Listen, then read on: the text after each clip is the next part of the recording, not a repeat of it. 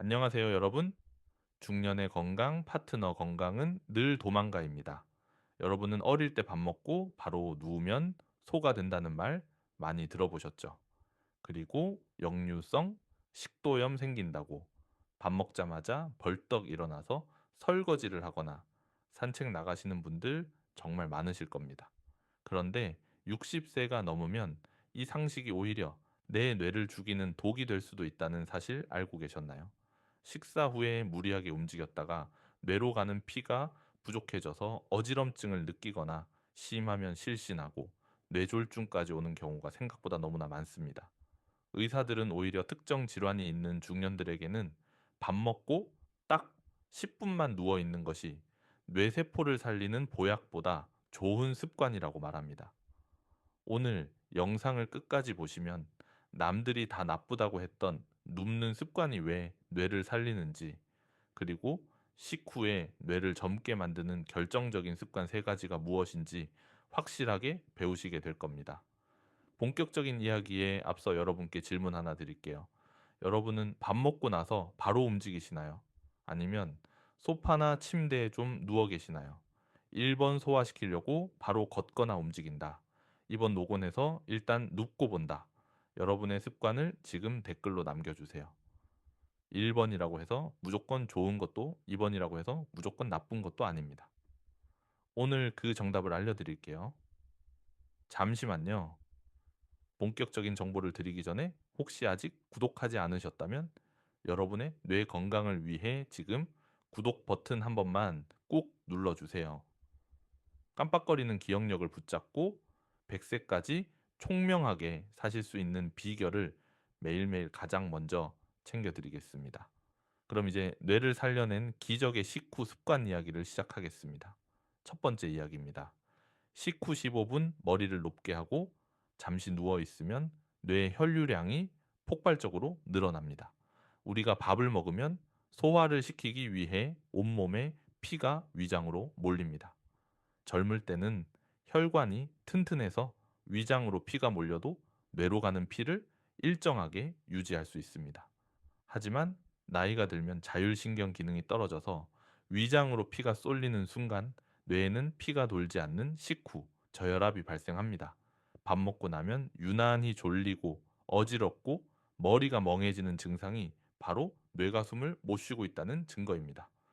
서울에 사시는 72세 박영감님의 사례를 들어볼까요? 박 영감님은 건강을 위해 식사 직후 바로 공원에 나가 만보 걷기를 하셨습니다. 그런데 걷다가 갑자기 눈앞이 캄캄해지며 쓰러져 응급실에 실려가셨습니다. 다행히 뼈는 안 다쳤지만 원인은 식후 저혈압으로 인한 실신이었습니다. 의사는 박 영감님에게 식사 후에는 무리하게 움직이지 말고 10분에서 20분 정도는 소파에 비스듬히 기대어 쉬라고 처방했습니다. 이때 중요한 건 완전히 눕는 게 아니라 쿠션을 받쳐 상체를 세우고 쉬는 것입니다. 이렇게 습관을 바꾸자 박 영감님은 식곤증이 사라지고 머리가 훨씬 맑아지는 것을 경험했습니다. 뇌가 밥을 먹을 시간을 주는 것, 그것이 바로 휴식입니다. 두 번째 이야기입니다. 뇌를 깨우는 식사법의 핵심은 바로 꼭꼭 씹기, 즉 저작 운동입니다. 눕는 것도 좋지만 애초에 뇌로 가는 피를 늘려주는 식사법이 있습니다. 바로 오래 씹는 것입니다. 턱을 움직여 씹는 행위는 뇌의 혈류량을 40%까지 증가시키고 기억을 담당하는 해마를 직접적으로 자극합니다. 경기도 분당에 사시는 65세 최미경 씨는 성격이 급해서 밥을 국에 말아 후루룩 마시듯이 드시는 습관이 있었습니다. 식사 시간이 5분도 안 걸렸죠. 그런데 60대 중반부터 건망증이 너무 심해져서 치매 검사를 받으러 갔습니다. 다행히 치매는 아니었지만 의사는 씹지 않고 넘기는 습관이 뇌의 노화를 앞당겼다고 경고했습니다. 최 씨는 그날부터 현미밥으로 바꾸고 한 숟가락에 30번 이상 씹는 훈련을 시작했습니다. 씹을 때마다 관자놀이가 움직이는 걸 느끼면서 식사를 하자 2달 뒤부터는 소화 불량이 사라진 것은 물론이고 가물가물하던 약속 시간도 또렷하게 기억나기 시작했습니다. 밥을 먹는 입은 뇌와 가장 가까운 운동 기관입니다. 많이 씹을수록 여러분의 뇌는 젊어집니다. 세 번째 이야기입니다. 누워 있는 시간은 딱 20분을 넘기지 말고 그 뒤에는 가볍게 걸으세요. 앞서 누워 있는 게 좋다고 말씀드렸지만 여기서 오해하시면 안 되는 게 밥 먹고 두세 시간씩 쿨쿨 자라는 게 절대 아닙니다.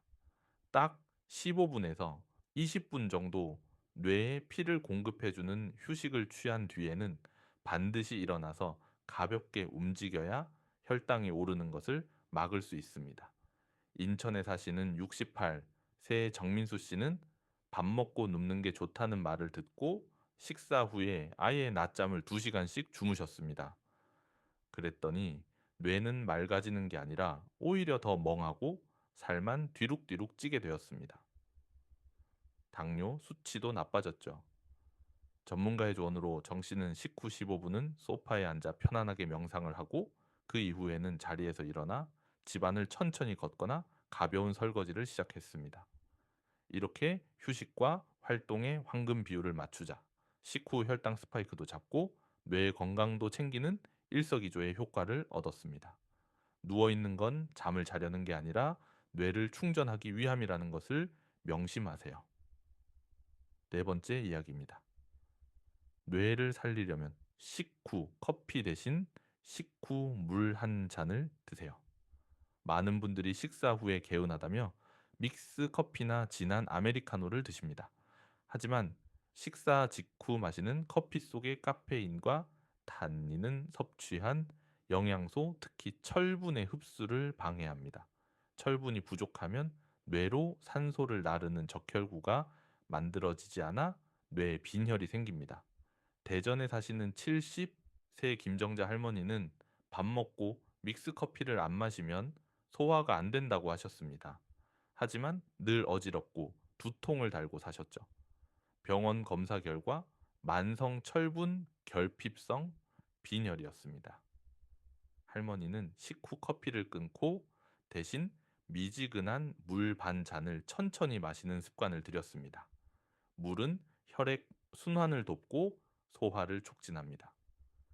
커피를 드시고 싶다면 식사 후 최소 1시간 뒤에 드시는 것이 뇌를 위한 배려입니다. 다섯 번째 이야기입니다. 마지막으로 뇌가 좋아하는 식후 습관은 멍 때리기입니다.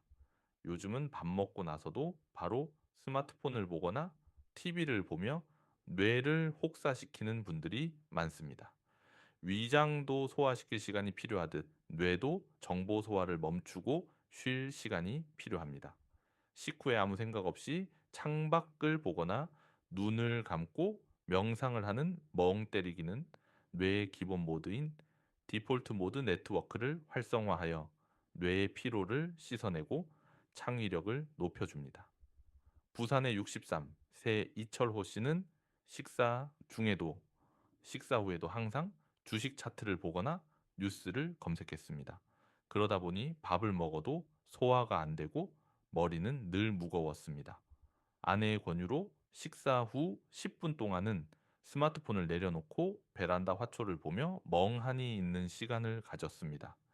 이 짧은 멍 때리기 덕분에 이 씨는 오후 시간에 집중력이 높아지고 만성 두통이 사라지는 놀라운 경험을 했습니다. 밥 먹고 나서는 제발 뇌도 좀 쉬게 해주세요. 자, 오늘은 밥 먹고 바로 눕는 것이 뇌를 살리는 이유와 뇌 건강을 위한 식후 습관 세 가지에 대해 알아봤습니다. 첫째, 식후 15분 머리를 높이고 쉬어라.